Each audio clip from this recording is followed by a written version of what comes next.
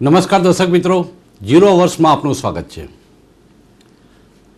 Bharatiya Janata party, Congress અને અન્ય રાજકીય પક્ષો બેઠકની પોતાની ઉમેદવારી જાહેર કરવાના અત્યારે કવાયત આખરી તબક્કામાં છે। ભારતીય જનતા પાર્ટીને લાગે વર્ગે છે ત્યાં સુધી મોટાભાગની બેઠકો લગભગ જાહેર થઈ ગઈ છે।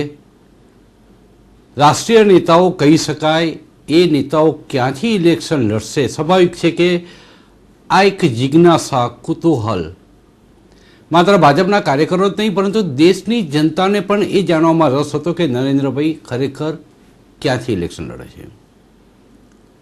ભારતીય જનતા પાર્ટીનું માનવું છે કે નરેન્દ્રભાઈની લોકપ્રિયતા જે રીતે સમગ્ર દેશમાં છે, કોઈપણ બેઠક ઉપરથી ઇલેક્શન લડી શકે છે, પરંતુ કેટલીક સ્ટ્રેટેજીના ભાગરૂપે ચોક્કસ બેઠક ઉપર ઉમેદવારી કરે તો કેટલાક એના સમીકરણો, એ વિસ્તારના રાજકીય સમીકરણો બદલાઈ જતા હોય છે।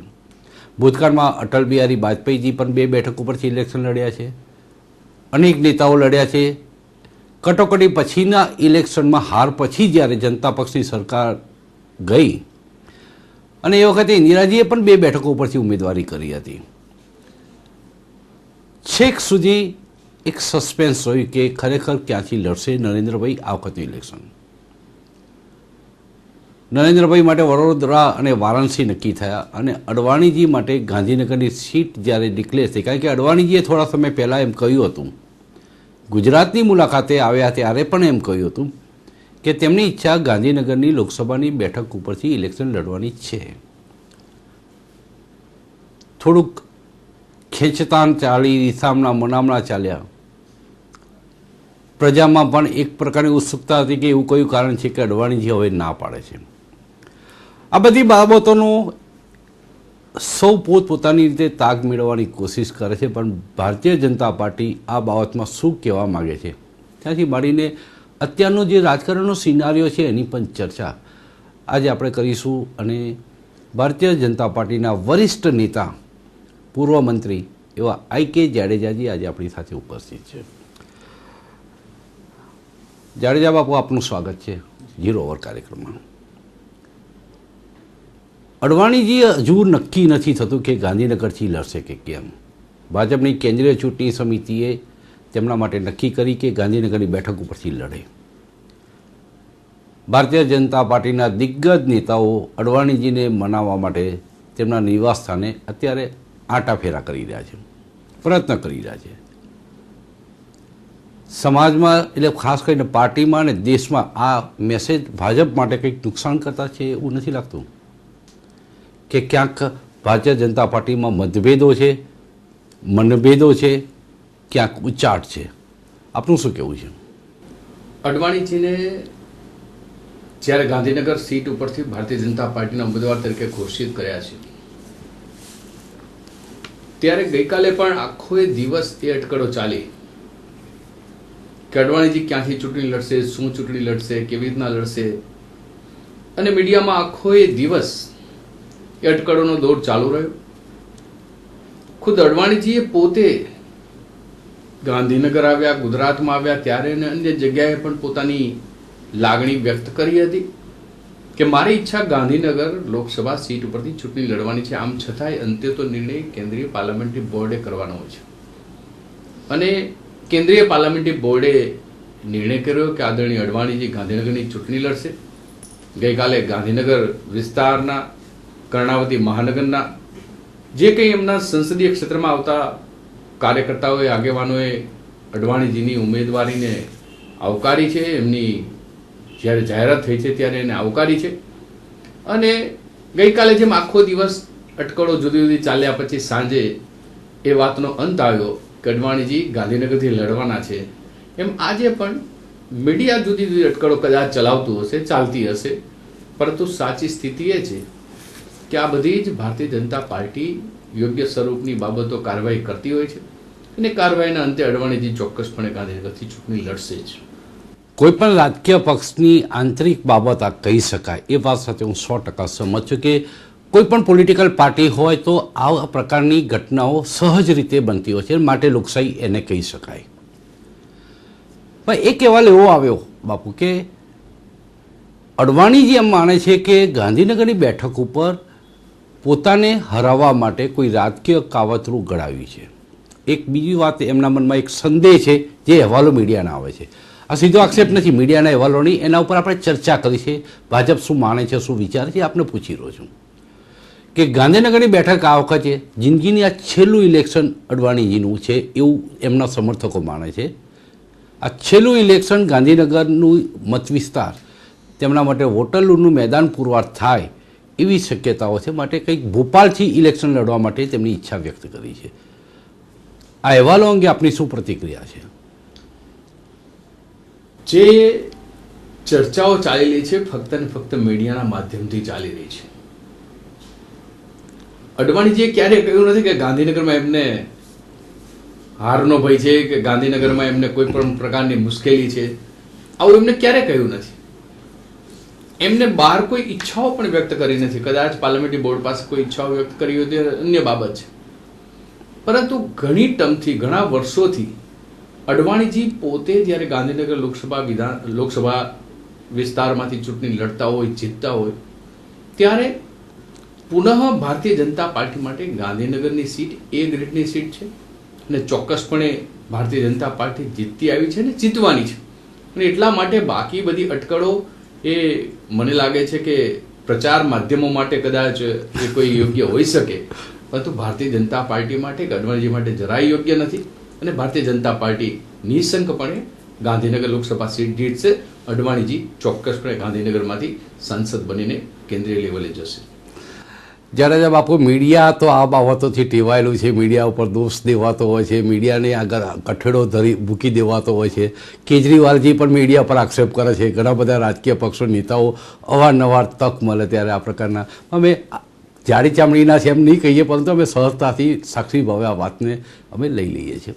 એક નાનકડી વાત છે. 2004માં લોકસભાનું ઇલેક્શન થયું ત્યારે ગાંધીનગરની બેઠક ઉપરથી 2,17,000ની સોસાયટી અડવાણીજી જીત્યા હતા. 2009માં અડવાણીજીને મતોની સરસાઈ ઘટીને 1,21,000 થઈ. કદાચ ડિલિમિટેશન આના માટે કારણભૂત હશે. પણ અડવાણીજીના સમર્થકો, એટલે સત્તાવાર સમર્થન નથી મળતું કે ગાંધીનગરની બેઠક માટે અડવાણીજીનો આવો કેમ આગ્રહ છે કે મારે અહીં નહીં પણ ભોપાલથી લડવું છે. પણ જે પણ સાચા કે ખોટા જે અહેવાલો બહાર આવી રહ્યા છે, ધુમાડો છે ક્યાંક આગ હશે એમ માનીએ તો સમર્થકો જે કહે છે કે આ સરસાઈ ઘટી રહી છે અને આ વખતે સાવ તળિયે જઈ શકે છે, માટે અડવાણીજી ગાંધીનગરની બેઠક ઉપરથી લડવાની ના પાડે છે. આ વાતમાં દમ કેટલો? હું સત્તાવાર સમર્થન નથી વાક્ય બોલ્યા પછી હું આ વાત પૂછું છું કે આવા જે અહેવાલો પ્રસારિત થઈ રહ્યા છે, આવી રહ્યા છે, કોઈ પણ પ્રકારની આવી વાતોમાં ક્યાંય તથ્ય નથી. જ્યારે ક્યાંક કંઈ કોઈ અટકળો ચાલતી હોય તો એને અટકળોને કહીને કોઈ પ્રકાર વેગ આપવા માટે આવી બધી બાબતો ચાલતી હોય છે. રહી 2004 અને 2009ની સરસાઈ માટેની, કદાચ સમગ્ર ગુજરાતને ખ્યાલ હશે કે 2004માં ગાંધીનગર એકની નહીં, 2004થી 2009માં ગાંધીનગર એકની નહીં, અનેક એવા સંસદીય ક્ષેત્રો હતા કે જેની લીડમાં ઘટાડો થયો, ક્યાંક વધારો થયો. 2-3 કારણો છે એના. એક કારણ તો એ છે કે ડિલિમિટેશન નવી તરહથી અમલમાં આવ્યું અને એના કારણે મત વિસ્તારોમાં કોઈને કોઈ પ્રકારના ફેરફાર થયા. જ્ઞાતિ સમીકરણોમાં પણ ક્યાંક ક્યાંક કોઈને કોઈ ફેરફાર થયા. બીજી બાબત એ છે કે 2009માં 2004 કરતાં મતદાન ઓછું થયું. ગુજરાતમાં લોકસભાની ચૂંટણીમાં 2009માં મતદાન ઓછું થયેલું છે અને ઓછા મતદાનની પર્સન્ટેજ વાઇઝ જોઈએ તો લીડ એ કોઈ મોટો ઘટાડો થયો હોવાનું જાણવા મળતું નથી. આમ છતાં મેં કહ્યું એ મુજબ દરેક ચૂંટણી સમયે કોઈ એક જ કારણો કામમાં આવતા નથી. જ્ઞાતિ સહકારણો કામમાં આવતા હોય છે, સીમાંકનના ફેરફારો કામમાં આવતા હોય છે, મતદાન કયા પ્રકારનું થયું છે, કેવા વિસ્તારનું મતદાન વધ્યું છે, ભારતીય જનતા પાર્ટીના કમિટેડ વોટ્સ છે એનું મતદાન વધ્યું છે કે કોંગ્રેસ કમિટેડ વોટ્સનું મતદાન વધ્યું છે. આવી અનેક બાબતોની અટકળો ચાલ્યા કરતી છે. એના આધારે નિર્ણયો જે તે ચૂંટણીઓમાં થતા હોય છે.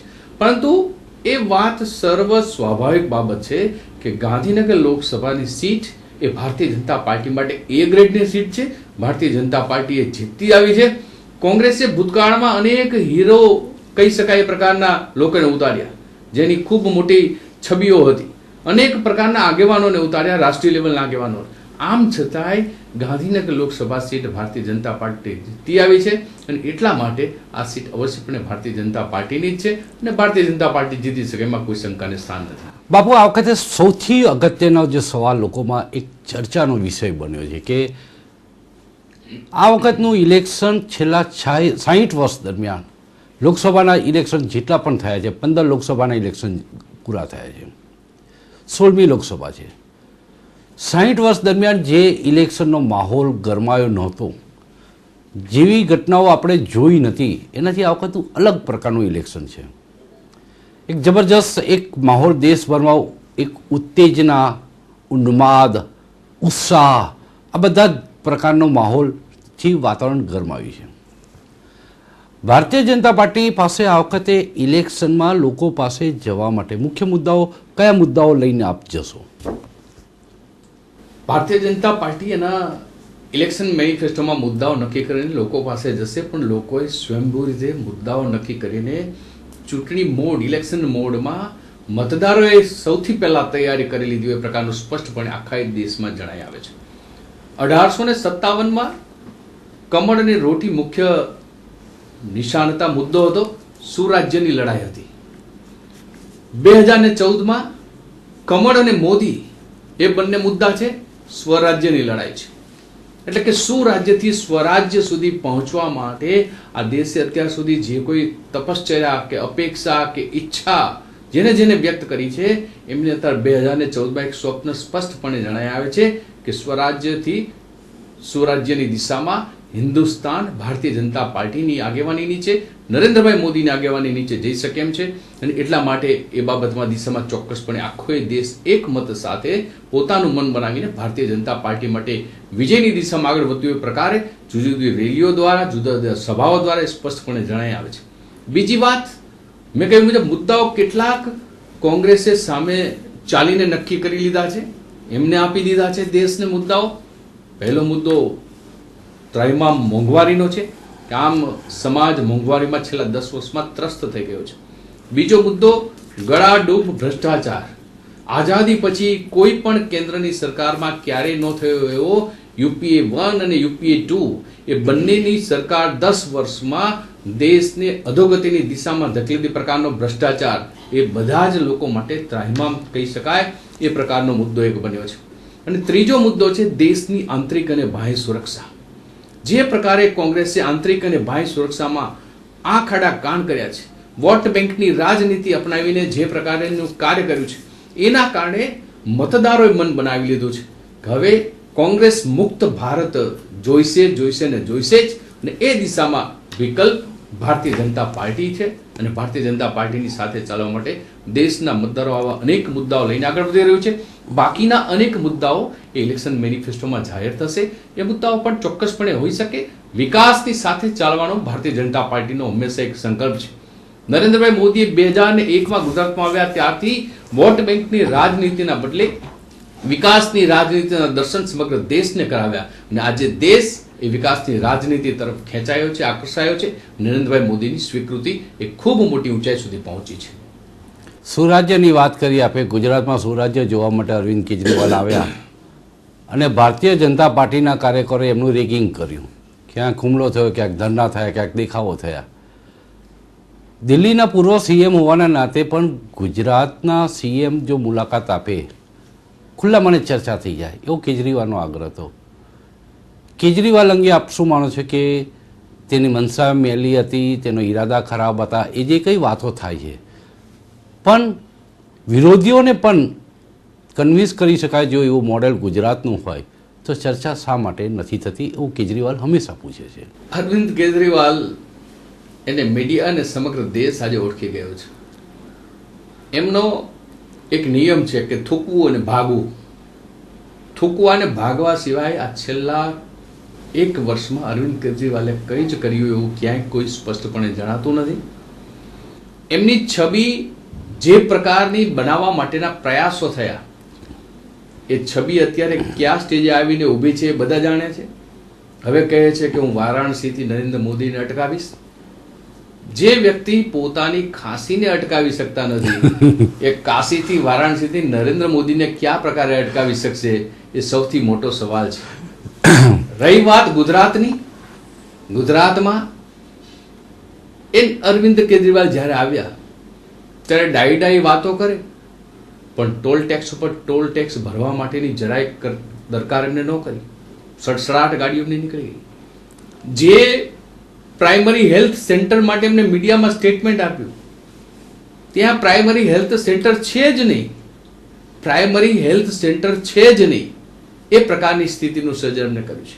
આવા અનેક મુદ્દાઓ છે કે અરવિંદ કેજરીવાલે કોકના ભરોસે ગુજરાતનું વર્ણન કરવાનું કાર્ય કર્યું. કોંગ્રેસનું પાછલા બારણેથી સમર્થન લઈને અરવિંદ કેજરીવાલ એ ભારતીય જનતા પાર્ટીને, નરેન્દ્ર મોદીને રોકવા માટેના પ્રયાસો કરતા હોય. સીધી લડાઈમાં કોંગ્રેસ પરાસ્ત થઈ ગઈ છે. 3 આંકડે કોંગ્રેસ પહોંચી એવી સ્થિતિમાં નથી, અને એવા સ્વરૂપમાં અરવિંદ કેજરીવાલનો કોઈને કોઈ પ્રકારનો ઉપયોગ કરીને આ પ્રકારની સ્થિતિમાં જવું એવું સ્પષ્ટપણે જણાય આવે છે. દેશ આખો અરવિંદ કેજરીવાલને ઓળખી ગયો છે. અમે કંઈક કહીએ એના બદલે લોકશાહી પદ્ધતિથી ચોક્કસપણે દેશના મતદારો, ગુજરાતના મતદારો એમને જવાબ આપશે. દેશની જનતા અરવિંદ કેજરીવાલને ઓળખી ગઈ છે. જાડેજા બાપુ, દેશની જનતા ઓળખે કે ના ઓળખે, ભારતીય જનતા પાર્ટી ઓળખી જાય એક બહુ અગત્યનું છે. કારણ કે જે રીતે અરવિંદ કેજરીવાલ દિલ્હીમાં ક્યાંક એને દેખાવ કર્યો અપેક્ષા કરતા, એટલે ભારતીય જનતા પાર્ટીના દિગ્ગજ નેતાઓનું પણ આટલી અપેક્ષા નહોતી, એ દેખાવ કર્યો. ગુજરાતના સીએમને મળવા માટે અચાનક પલટો મારીને જે રીતે ગાંધીનગર દોડી આવ્યા, મહારાષ્ટ્રની મુલાકાત વખતે મહારાષ્ટ્રના સીએમને મળવા માટેની કરશી એ વખતે ન બતાવી. એટલે ક્યાંક અંદેશો છે કે ક્યાંક એમની કોઈ બીજી પોલિટિકલ રમત હશે એવું સતત ભાજપ તરફથી પણ એમની મીડિયામાં કોઈને કોઈ સ્વરૂપે રહેવા માટેની જે ઘેલછા રહેલી છે, કંઈક એવું નાટક કરવું, કંઈક એવી તિકડમબાજી કરવી જેના કારણે મીડિયામાં રહેવાય, પ્રચારાત્મક માધ્યમોમાં રહેવાય, અને મુખ્યમંત્રી નરેન્દ્રભાઈ મોદીને મળવા માટે તાત્કાલિક નીકળી જાય. પોતે પણ મુખ્યમંત્રી રહી ચૂક્યા છે, પોતે પણ આ બધી જ બાબતો, આખો દેશની બધી બાબતોથી પરિચિત છે કે કયા પ્રકારની મુલાકાત હોય, કયા પ્રકારની ચર્ચા હોય, પરંતુ તિકડમબાજી કરીને પ્રચાર માધ્યમોમાં રહેવાની એમની ટેવ, એમની ઘેલછા એ સમગ્ર દેશ હવે ઓળખી રહ્યો છે. જાડેજા બાપુ, આપણે વાત કરી કે આંતરિક સુરક્ષા અહમ મુદ્દો આ વખતે પ્રચારમાં, જે બીજા મુદ્દાઓ છે એ પૈકીનો એક મુદ્દો રહેશે, પણ અહમ મુદ્દો રહેશે. એનડીએનું શાસન હતું ત્યારે સંસદના દરવાજા સુધી ત્રાસવાદીઓ પ્રવેશી ગયા, તો આંતરિક સુરક્ષાનો મુદ્દો તે વખતે પણ એટલો જ અહમ હતો. યુપીએ એ જ કહે છે કે આંતરિક સુરક્ષાનો મુદ્દો અત્યારે ભારતીય જનતા પાર્ટી દ્વારા ઉછાળવામાં આવી રહ્યો છે. એનડીએમાં તો આનાથી વધારે પડકારો હતા. સંસદ ભવનની સુધી પહોંચી ગયેલા ત્રાસવાદીઓ ત્યાં સુધી તે વખતના તત્કાલીન ગૃહપ્રધાન અને નાયબ વડાપ્રધાન અડવાણીજીને પણ આની જાણકારી નહોતી. તેમના સિક્યુરિટી ગાર્ડને પૂછતા હતા કે એ ફટાકે કી આવાજ કહાં સે આ રહી હૈ. ગાંધીનગરમાં અક્ષરધામમાં જે બન્યું અને ત્યાંથી મંત્રીમંડળનું નિવાસન કેટલું દૂર હતું. એટલે આંતરિક સુરક્ષા કોઈ પણ પોલિટિકલ પાર્ટી હોય, સર્વકાળ અત્યારના સમયમાં અમેરિકા જેવી મહાસત્તા માટે પણ એક પડકાર છે, દેશ માટે પણ એક પડકાર છે. એ વાત આપ સ્વીકારશો કે નહીં? આંતરિક સુરક્ષા ચોક્કસપણે સમગ્ર દેશ અને દુનિયા માટે પડકારો છે, અને પડકારો ઝીલવા માટે બધા જ તૈયારી દિશામાં થઈ રહ્યા છે, એમાં કોઈ શંકાને સ્થાન નથી. તમે કહ્યું બનાવો બન્યા હશે અને બન્યા છે, પણ એ પડકારને પહોંચી વળવા માટે એનડીએની, ગુજરાતની ભારતીય જનતા પાર્ટીની સરકારોએ સંપૂર્ણપણે કાર્ય કર્યું છે. ત્યારે કોઈએ દોષારોપણ કર્યું નથી, પરંતુ તફાવત ત્યાં છે કે ભારતીય જનતા પાર્ટી આંતરિક સુરક્ષા માટે ક્યારેય કંઈ જતું કરતી નથી. જે લોકો એમાં સંડોવાયેલા હોય એમનો બચાવ ક્યારેય કરતી નથી.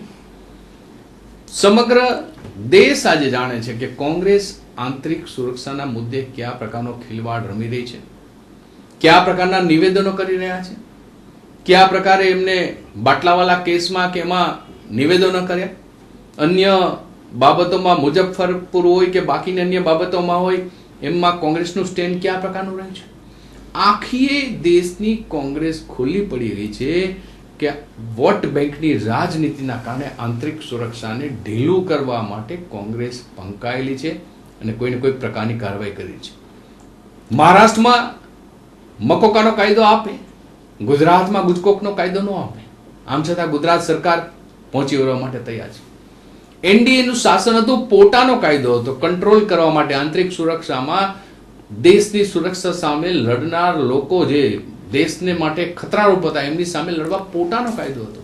શું થયું?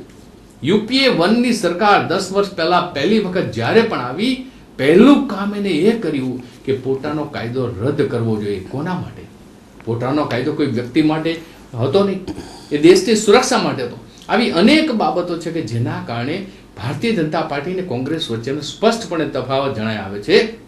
ભારતીય જનતા પાર્ટી આંતરિક સુરક્ષા, બાહ્ય સુરક્ષા, દેશની સુરક્ષા માટે હંમેશા પોતે એક જ વલણ લઈને આગળ વધે છે કે દેશની સુરક્ષા થવી જોઈએ, જ્યારે કોંગ્રેસ એના અલગ અલગ ત્રાજવામાં તોલવા માટેનો પ્રયાસ કરે છે.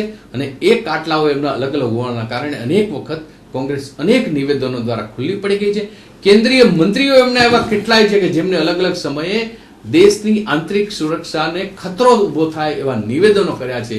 અને એટલા માટે દેશમાં આંતરિક સુરક્ષાનો મહત્વનો મુદ્દો એ લોકોના મનમાં સ્થાપી ગયો છે. જાડેજા બાપુ, એક સમય હતો કે ભારતીય જનતા પાર્ટી પાસે માત્ર 2 બેઠકો મળી હતી. અટલજી અને અડવાણીજીના યુગમાં ઘણી લાંબી મજલ કાપી અને આજે એ સ્થિતિ થઈ છે કે ભારતીય જનતા પાર્ટી એ નંબર 1 પાર્ટી તરીકે ઇલેક્શનની રેસમાં આગળ દોડી રહી છે. કયા નંબરે કેટલી બેઠકો મળે છે, શું પરિણામ આવે છે, સમય આપશે જવાબ. પણ કેડર બેઝ પાર્ટી ઓળખાતી ભારતીય જનતા પાર્ટીમાં જસવંતસિંહ નારાજ થયાના અહેવાલ છે. અડવાણી તો નારાજ થયા છે, હજુ રીસામણામણા ચાલે છે. કદાચ લેટ ગો કરીને પણ કોઈક વાત ઉપર, એક નિર્ણય ઉપર આવ્યા અને અડવાણીજી ઘીના ઠામમાં ઘી ઢળી ગયું છે એમ બહાર આવીને પત્રકારો સમક્ષ નિવેદન કરશે. અયોધ્યાના મહંત વેદાંતીએ પણ રાજીનામું આપ્યું અને બીએસપીમાં જોડાઈ ગયા. લખનૌમાં રાજનાથસિંહજી સામે લડશે. દાહોદના પૂર્વ ભાજપના સાંસદ તેઓ પણ રિસાઈ ગયા છે, રાજીનામું આપ્યું છે. કેડર બેઝ પાર્ટીમાં આ પ્રકારની ઘટનાઓને આપ કઈ રીતે જુઓ છો કે ક્યાંક અપેક્ષાઓ વધી છે, ક્યાંક મહત્વાકાંક્ષા જવાબદાર છે કે બીજા કયા પરિબળો જવાબદાર છે? પદ્મકાંતભાઈ, દરેક ચૂંટણીઓ તમે ભૂતકાળની લેશો, ચાહે લોકસભા હોય, ચાહે વિધાનસભા હોય, ચાહે અન્ય કોઈ પણ ચૂંટણી હોય, દરેક ચૂંટણીઓમાં દરેક રાજનીતિક પાર્ટીમાં કોઈ ને કોઈ પ્રકારની આવી બાબતો આવતી હોય છે. ભારતીય જનતા પાર્ટી એનાથી થોડી અલગ પ્રકારની વ્યવસ્થા છે. ભારતીય જનતા પાર્ટીમાં બધાને પોતાનો સૂર પાર્ટીની અંદર કહેવા માટેની તક પ્રાપ્ત થતી હોય છે અને કહેતા હોય છે.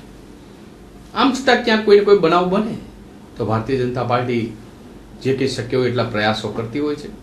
અને આ બધા બનાવો જે તમે કહ્યા છે એ બધા બનાવો પણ એવું છે, વ્યક્તિ પોતે કે બહાર આવીને કોઈ ખુલાસો કર્યો હોય કે કોઈ વાત કરી એવું નથી. માધ્યમો દ્વારા ચાલતું હોય, પ્રચાર માધ્યમો દ્વારા કે આનું આમ થયું, આનું આમ થયું, આનું આમ થયું. ક્યાંક સત્ય ઘટના પણ હશે, ક્યાંક અટકળો પણ હશે, પરંતુ અંતે તો દેશના મતદારોએ નક્કી કર્યું છે. આજે એ વાત હિન્દુસ્તાનમાં સ્પષ્ટપણે જણાઈ આવી છે. જુદા જુદા મીડિયાના સર્વે દ્વારા પણ એ વાત પ્રસ્થાપિત થઈ, જુદા જુદા માધ્યમો દ્વારા પણ એ વાત પ્રસ્થાપિત થઈ કે એનડીએની ભારતીય જનતા પાર્ટીની સરકાર બની રહી છે. મુખ્યમંત્રી નરેન્દ્રભાઈ મોદી વડાપ્રધાન પદ ઉપર સ્થાપિત થવા માટે જબરજસ્ત રીતે આગળ વધી રહ્યા છે. કારણ મેં કહ્યું મુજબ કોંગ્રેસ મુક્ત ભારત હિન્દુસ્તાન ઈચ્છી રહ્યો છે. નરેન્દ્રભાઈ મોદી જે પ્રકારે ગુજરાતનો વિકાસ કર્યો છે એવો વિકાસ સમગ્ર હિન્દુસ્તાન ઈચ્છી રહ્યો છે. અને એક આશા મતદારોમાં જન્મી છે કે હવે દેશનું ભલું કરી શકે એમ હોય, સુરાજ્યથી સ્વરાજ્યથી સુરાજ્ય સુધીની સાચી દેશની કાયાપલટ કરવા માટે કોઈ જો વ્યક્તિ સામર્થ્યવાન હોય તો નરેન્દ્રભાઈ મોદી છે. અને છેલ્લી જેટલી પણ રેલીઓ, સભાઓ બધું જોઈએ તો એ વાત પ્રસ્થાપિત સ્પષ્ટપણે થઈ કે આ પ્રકારની સ્થિતિ થઈ. હું એક નાનકડો દાખલો આપું કે કોઈ સભા હોય તો એમાં કોઈ ગાય આવી જાય તો પણ એ સભા વિખેરાઈ જાય. 2-3 હજાર લોકોની સભા હોય તો પણ ક્યાંક કોઈ એમ કહે કે ખૂણામાં કંઈક સાપ નીકળ્યો છે કે કંઈક બનાવ બન્યો છે તો પણ સભા વિખેરાઈ જાય છે. પટણા જેવામાં, પટણા વિસ્તારમાં જ્યારે નરેન્દ્રભાઈ મોદીની સભા હતી, આજુબાજુ બોમ્બ ફૂટતા હતા, અનેક લોકો લોહી લુહાણ થયા. આમ છતાં લાખો લોકોની સભા, જનમેદની સાથેની સભા એ ચાલી. એ બતાવે છે કે લોકોનો આક્રોશ સાથોસાથ નરેન્દ્ર મોદી માટે જે પ્રકારનું સમર્થન છે એ બધી જ બાબત પ્રસ્થાપિત કરે છે કે ચોક્કસપણે ભારતીય જનતા પાર્ટી શાસન પ્રાપ્ત કરવાની છે. એક નાનકડી વાત પૂછી લઉં છું. જંતર મંતર રોડ ઉપરથી યુપીએ સરકારનું શાસન ચાલે છે. આ આક્ષેપો અવારનવાર ભારતીય જનતા પાર્ટીએ કરેલા છે. ભારતીય જનતા પાર્ટીનું શાસન પણ એનું રિમોટ કંટ્રોલ કેશોકુંજમાં છે અને મોહન ભાગવતજી ભાજપ ચલાવી રહ્યા છે એવો આક્ષેપ કોંગ્રેસે પણ કરેલો છે. અડવાણીજી માનતા નથી તો નરેન્દ્રભાઈ કેશોકુંજમાં જઈને મોહન ભાગવતજીને મળે. મોહન ભાગવતજી ટેલિફોન કરીને અડવાણીજીને સમજાવે સંગમ શરણમ ગચ્છામી, સંઘની આજ્ઞા વિના ભાજપના નેતાઓ પાણી પણ પી શકતા નથી. તથ્ય કેટલું આ આક્ષેપમાં? કોંગ્રેસ મનગઢત આક્ષેપો કદાચ કરતી હશે, પણ સમગ્ર હિન્દુસ્તાન જાણે છે ને અમે જાહેરમાં એ વાત સ્વીકારી છે કે અમે સંઘની વિચારધારા લઈને ચાલવાવાળા વ્યક્તિઓ છીએ. એક પરિવાર ક્ષેત્રનો એક ભારતીય જનતા પાર્ટી હિસ્સો છે અને વિચારધારા જ્યારે હોય ત્યારે સંઘ તરફથી ભારતીય જનતા પાર્ટીમાં કોઈ દખલગીરી હોય, કોઈ આક્ષેપો હોય કે ભારતીય જનતા પાર્ટીને કોઈ આદેશ હોય એવું ક્યારેય હોતું નથી.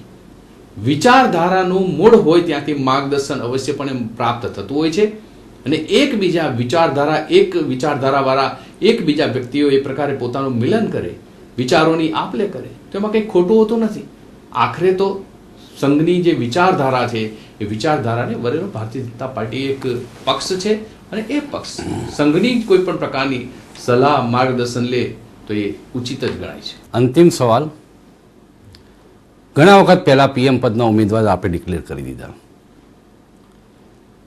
સીએમ પદના ઉમેદવાર ગુજરાતમાં કોણ હશે? 2014ની લોકસભાની ચૂંટણીની તૈયારી અમે કરી રહ્યા છીએ. જી, અહીં ચર્ચા બધાનું લક્ષ્ય એક જ છે કે નરેન્દ્રભાઈ મોદી વડાપ્રધાન પદ પ્રાપ્ત કરે અને દેશને પરમ વૈભવના શિખર સુધી લઈ જવા માટેનો પ્રયાસ કરે અને એ દિશામાં સ્પષ્ટપણે એ બાબત તરી આવે છે કે ભારતીય જનતા પાર્ટી તો સમય આવે ત્યારે નિર્ણય કરી લે છે. ભારતીય જનતા પાર્ટી નક્કી કરીને એમના વડાપ્રધાન કોણ હશે. કોંગ્રેસ 7 દિવસ સુધી જાહેર કરી શકી નથી કે એમના વડાપ્રધાન કોણ હશે અને એટલા માટે જ્યારે ગુજરાતનો સમય આવશે ત્યારે ગુજરાતનું પણ ભારતીય જનતા પાર્ટી નક્કી કરી લેશે. હવે એ સમય આવ્યો છે કે સીએમ કોણ એ ચર્ચાનો વિષય ઇલેક્શન પછી કે ગાળામાં લગભગ ચર્ચાનો વિષય બનશે. એટલો જ ચર્ચાનો વિષય વિરોધ પક્ષના નેતા કોણ. જો શંકરસિંહ વાઘેલા સાબરકાંઠા સીટ ઉપરથી ચૂંટાય તો આ ઇસ્યુ પણ ઊભો થશે. રાજકારણમાં જે રીતે માહોલ ગરમાતો જાય છે, જે રીતે ભારતીય જનતા પાર્ટીના નેતાઓમાં એક ગજબનો આત્મવિશ્વાસ આ વખતે દેખાઈ રહ્યો છે. આ વખતના ઇલેક્શન માટે કેટલાક લોકો એમ પણ કહે છે ન ભૂતો ન ભવિષ્યથી. ચર્ચાનો અહીં સમાપન કરીએ છીએ 0 અવર કાર્યક્રમમાં. 0 અવર કાર્યક્રમમાં ભાગ લેવા બદલ આપનો અભિપ્રાય આપ્યો, આપનો કિંમતી સમય આપ્યો. જાડેજા બાપુજી, આપનો ખૂબ ખૂબ